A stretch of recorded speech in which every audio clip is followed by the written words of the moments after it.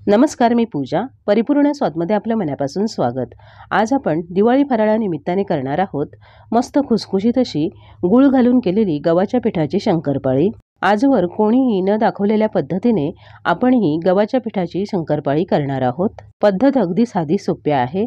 आपण ही शंकरपाळी करताना कडकडीत तुपाचं मोहन अजिबात घालणार नाही आहोत. तरी देखील आपली ही शंकरपाळी बिस्किटांसारखी मस्त खुसखुशीत होते.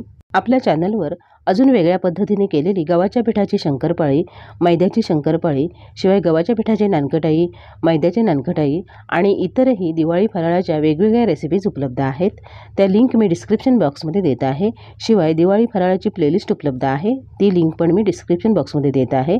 त्या सर्व रेसिपीज तुम्ही पाहू शकता. चला तर मग आजच्या रेसिपीला सुरुवात करूया. सुरुवातीला आपण गुळाचं पाणी म्हणजेच गुळवणी तयार करून घेऊया. त्यासाठी इथे मी गॅसवर पातेलं ठेवलं आहे आणि त्यामध्ये मी पाऊण कप बारीक चिरलेला गूळ घातलेला आहे. गूळ बारीक चिरून घ्यायचा म्हणजे पाण्यात तो लवकर विरघळतो. आपल्याला गुळाचा पाक करायचा नाही आहे, फक्त पाण्यामध्ये गूळ विरघळवून घ्यायचा आहे. अर्धा कप पाणी घालायचं आहे. अर्धा कप पाणी आणि पाऊण कप बारीक चिरलेला गूळ. आता आपण गॅस चालू करूया आणि पाण्यामध्ये गूळ विरघळवून घेऊया. असं सतत ढवळत राहायचं म्हणजे गूळ पटकन विरघळला जाईल. आपण केलेलं गुळवणी तयार आहे.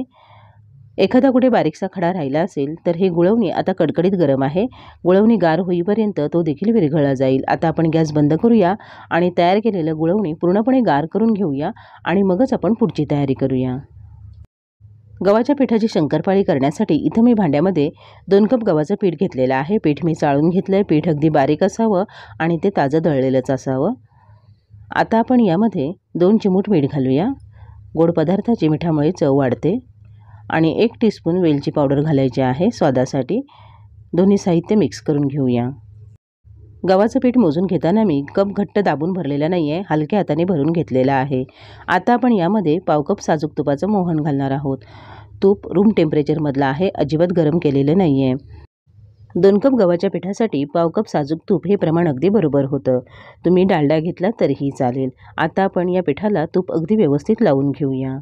तुम्हाला हवं असेल तर तुम्ही तूप गरम करून घातलं तरीही चालेल, पण गार तूप घातल्यामुळे देखील आपल्या शंकरपाळ्या अगदी मस्त खुसखुशीत होतात. पिठाला मोहन लावून झालं की आपण पीठ मळून घेऊया. आपण तयार करून घेतलेलं गुळाचं पाणी यामध्ये घालायचं आहे. गुळाचं पाणी पूर्णपणे गार झाल्यानंतरच आपण पीठ मळून घ्यायचं आहे. गुळाचं पाणी घालताना आपण थोडं थोडं करून घालायचं आहे, एकाच वेळी सगळं घालायचं नाही आहे. आपण इथे घेतलेल्या प्रमाणामध्ये गुळाचं पाणी अगदी बरोबर होतं. गव्हाच्या वेगवेगळ्या जातीनुसार तयार केलेलं गुळाचं पाणी जास्ती होऊ शकतं, म्हणून आपण थोडं थोडं पाणी घालूनच पीठ मळून घ्यायचं आहे. एखाद्या वेळेस आपण तयार केलेलं गुळाचं पाणी कमी पडलं आणि पीठ घट्ट झालं तर साधं पाणी घालून आपण आपल्याला हवं तसं पीठ मळून घेऊ शकतो. आधी आपण गुळाचं पाणी कमीच तयार करायचं म्हणजे गुळाचा गोडवा तसाच राहतो, गुळाचं पाणी फुकट जात नाही. आपण तयार केलेलं सगळं गुळाचं पाणी पीठ मळण्यासाठी लागलेलं आहे बघा. आणि इतकं घट्टसर आपलं पीठ तयार झालेलं आहे.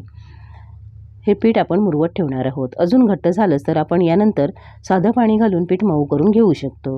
आता आपण यावर झाकण ठेवून पीठ कमीत कमी अर्धा तास तरी मुरवत ठेवूया.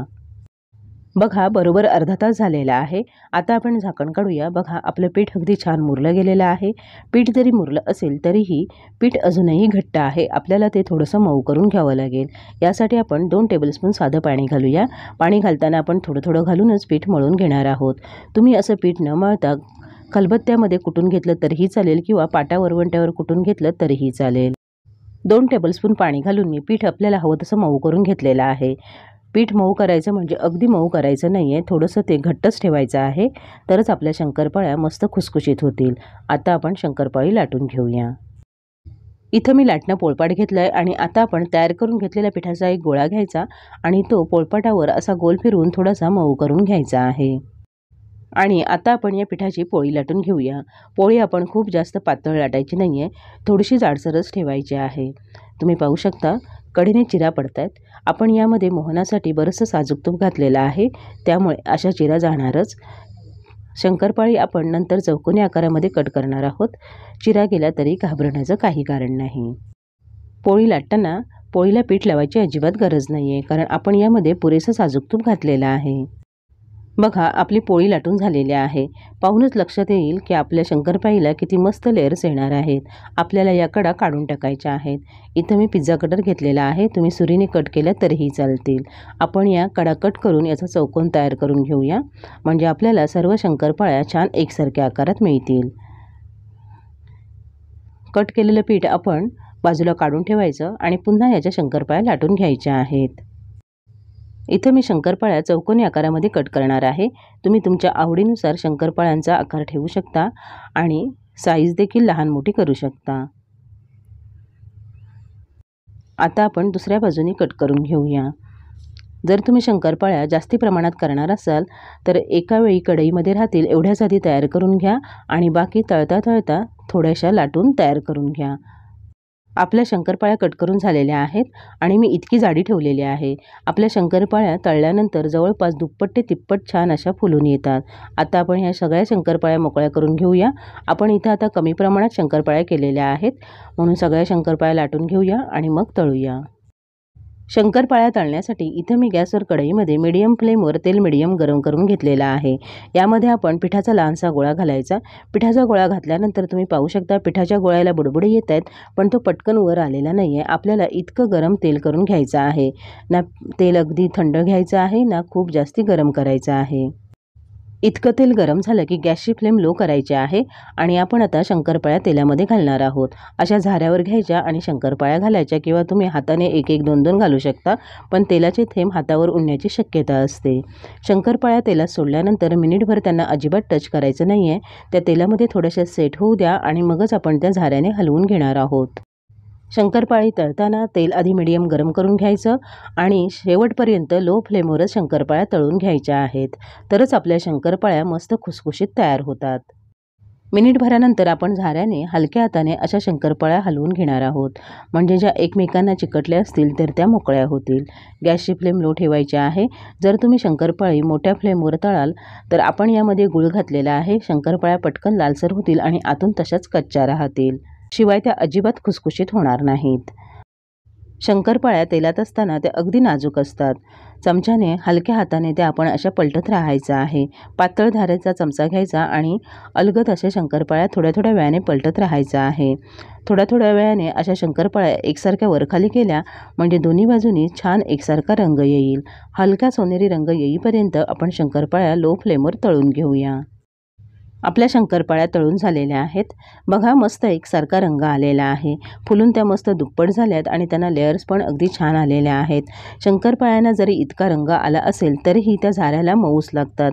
शंकरपाळ्या झाऱ्याला मऊ लागत आहेत म्हणून त्या अजून खूप वेळ तळायच्या नाही आहेत। शंकरपाळ्या तेलातून काढल्यानंतर देखील त्यातली कुकिंग प्रोसेस चालू असते आणि त्यांना रंग देखील अजून डार्क येतो, म्हणून इतका रंग येईपर्यंतच आपण शंकरपाळ्या तळून घ्यायच्या आहेत। यापेक्षा जास्त वेळ तळाल तर त्या मग ओव्हरकुक होऊ शकतात। बघा आपल्या शंकरपाळ्या दिसायलाही किती छान दिसत आहेत। जशा त्या दिसायला छान दिसत आहेत तितक्यात त्या चवीला अप्रतिम लागतात। अशाच पद्धतीने राहिलेल्या सगळ्या शंकरपाळ्या तळून घेऊया। तयार शंकरपाळ्या टिश्यू पेपरवर काढून घ्यायच्या म्हणजे जास्तीचं तेल शोषलं जातं। तयार शंकरपाळ्या इथे मी सर्विंग बाउलमध्ये काढून घेतलेल्या आहेत। बघा किती छान लेयर्स आलेल्या आहेत आणि रंग देखील एकसारखा आलेला आहे। शंकरपाळ्या अजून पूर्ण गार झालेल्या नाही आहेत म्हणून त्या अगदी पूर्ण खुसखुशीत जाणवणार नाहीत, तरीही मी त्यातली तुम्हाला एक तोडून दाखवते। बघा किती मस्त लेयर्स आलेल्या आहेत आणि आतून देखील छान जाळी पडलेली आहे। बघा आहे की नाही, बिस्किटांनी इतकीच खुसखुशीत अशी आपली गव्हाच्या पिठाची गूळ घालून केलेली शंकरपाळी। येणाऱ्या दिवाळीत अशा या शंकरपाळ्या तुम्ही घरी नक्की करून बघा। तुम्हाला आवडल्या तर तुमच्या प्रतिक्रिया मला कमेंट बॉक्समध्ये अवश्य कळवा। माझ्या अशाच नवनवीन रेसिपीजसाठी परिपूर्ण स्वादला सबस्क्राईब करा। व्हिडिओ आवडला तर नक्की लाईक करा आणि तुमच्या मित्रमैत्रिणींसोबत शेअर करा। पुन्हा भेटूया अशाच एका नवीन रेसिपीसोबत। पूर्ण व्हिडिओ पाहिल्याबद्दल धन्यवाद।